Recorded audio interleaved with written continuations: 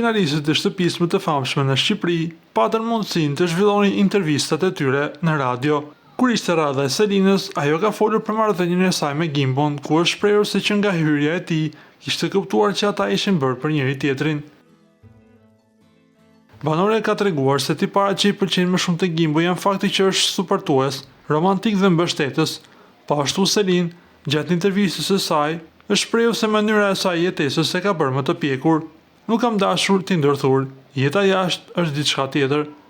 Shtëpia më e famshme në Shqipëri është një mundësi që të vjen një herë në jetë, por patjetër që i kam kujtuar edhe gjërat nga jashtë. Më pas Selin ka marrë lëvdata nga moderatori, duke ia vënë në duke artikulimin e saj perfekt.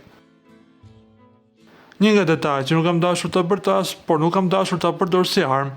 Po, jam 23 vjeçë, jeta, mënyra se si kam jetuar, më ka ndihmuar të jem më e pjekur. Jam një njeri sportiv, më mungon natyra, shëtitjet, luaj tenis dhe bëj aktivitete të ndryshme, më ka marrë malli për qenin tim, deklaroi ajo ndër të tjera. E pyetur për historinë më të bukur, ajo ka deklaruar se historia me Gimbon, ardhja e tij, edhe pse i kamufloja situatat e kuptova që kemi kimi me njëherë, te fjalimi i dasmës e thash që ishin për njëri tjetrin.